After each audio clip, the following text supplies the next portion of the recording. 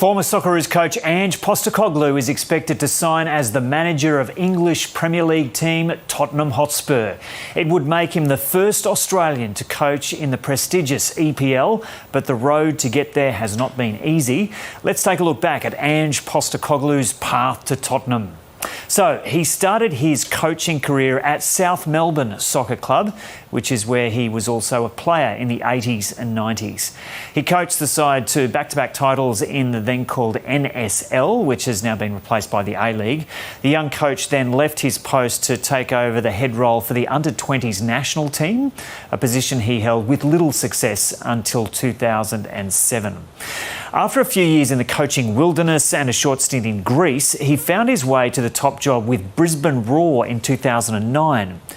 He then returned to Australia with a vengeance, with a clear and concise coaching strategy, and after a wobbly first season in Queensland, he was able to build a winning approach. He guided the side to win the Premiership and Championship double in the 2010-11 season. The Roar played 36 unbeaten games in a row, and he was crowned Coach of the Year. After a few years in clubland, he made his return to the international stage to coach the Socceroos in the 2014 World Cup in Brazil. His international career peaked when he coached the Socceroos to win the Asian Cup in 2015 in Australia.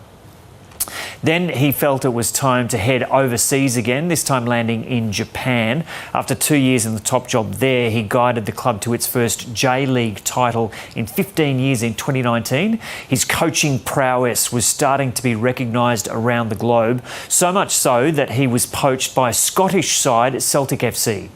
Ange Postecoglou's appointment to the Glasgow-based club was questioned at the time, with the staunch fan base mocking his signing with the club. But that would all change when he coached the side to win the Scottish League Cup in 2021. Fans were well and truly won over when 3 months later he orchestrated a 3-0 win over bitter rivals Rangers FC.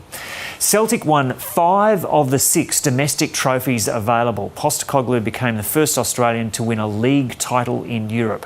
So now it's all but confirmed he's on his way to Tottenham, a first for an Australian breaking into the richest league in the world. And Chris Cowlin is a Tottenham fanatic and the host of the Spurs Chat podcast, and he joins us now from London. Chris, g'day. Just before we start the interview proper, as an indication to viewers of your level of fanaticism, can you just explain to us what's behind you there on all those shelves?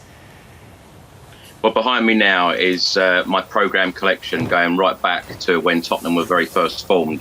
I'm a Tottenham fanatic. I collect everything to do with the club, and go to every match home and away.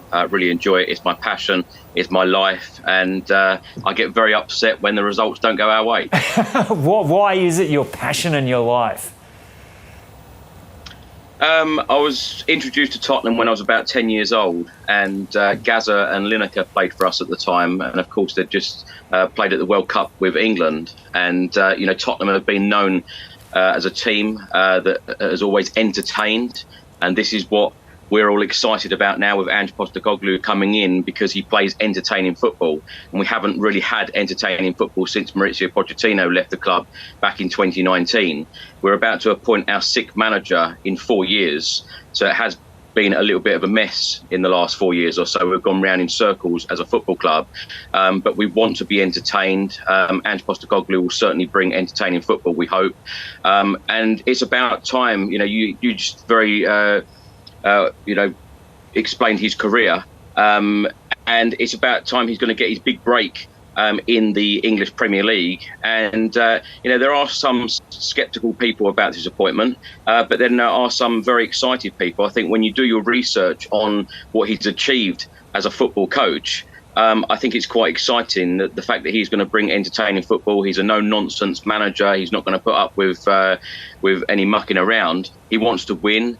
He's very used to winning. He's won everywhere he's gone. I think what is a surprise for Spurs fans right now, 2 things, is that we brought in 2 win-now managers in Jose Mourinho and Antonio Conte, and now we're going to bring in a manager that hasn't managed in one of the European top 5 leagues. I think that is a bit of a surprise for some people. And also a surprise is that we haven't brought in a director of football as yet. And that was meant to come first, and the head coach was meant to come after. But I am all for this appointment. I hope that this appointment is a success. Of course, we haven't had a trophy at the club for 15 years. We're starved of trophies. We are starved of success. And I hope that Ange is the guy to bring it. But you Brits can sometimes be a bit funny about upstart Australians. How are you feeling about an Australian running the show? Well, I think there are a lot of very snobby Premier League and Tottenham Hotspur fans saying, who is this guy? This guy isn't going to last 5 minutes. You know, we've brought in 2 win-now managers in Jose Mourinho and Antonio Conte. They didn't get us over the line. Now, when I've looked and researched Ange's career, this guy is a born winner. He's won everywhere he's gone. Yes, it's in Australia, Japan and Scotland, which most Premier League and Tottenham fans would say, well, it's easy to win there. Of course it isn't easy to win there. You know, it's a very difficult task to win at any football club. He's transformed Celtic. The thing to say is 2 years ago, a lot of Celtic fans were turning their nose up, laughing at this appointment and saying, who on earth is this guy? Well, as you rightly said, he's delivered 5 trophies out of 6 in the last 2 years. And Celtic fans at the moment are extremely upset and unhappy that they're about to lose their manager for him to come to the Premier League. But let's face it, Ange Postecoglou, with the offer from Spurs, to manage in the Premier League. And as you said, the first Australian to manage in the Premier League, what a task it is for him. But I will say, this is a huge job for him, probably the biggest job of his career, without question or doubt, because there is a huge rebuild to do at Tottenham Hotspur. We've got so many players that need to go out the door.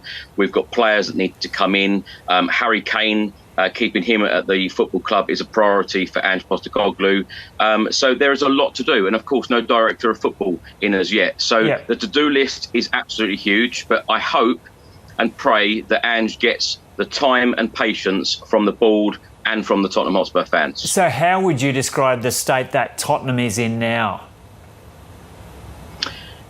It's the fan base is very, very unhappy because the last 4 years, as I said, we've gone round in circles. We've brought in 2 win-now managers and they haven't won trophies, and the football has been pretty dire and it hasn't been entertaining.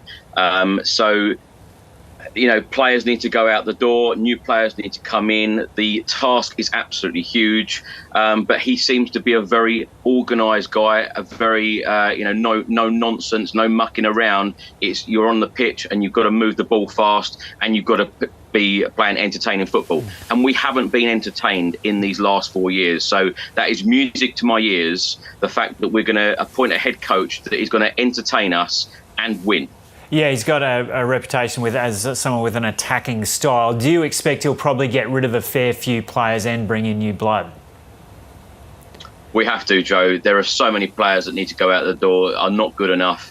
We didn't get European football for next season. We've had European football at Tottenham for the last 13 consecutive years. That is going to be a bit of a surprise, really, to most, that we didn't get European football. And we just need to get back into a European spot. We need to go back into Europe for the following season. And as I say, he needs time, he needs patience, but he needs a massive clear out. So he needs to make some tough decisions. He needs to be very brutal. He needs to go in there and just say, these players aren't good enough. Bring me some players that are going to do the job. He'd done that at Celtic. And I hope that he does it at Spurs, because a big clear out is needed, but real quality players need to come in to take Tottenham Hotspur back to the level that we're used to. Are you going to be pretty tough on him?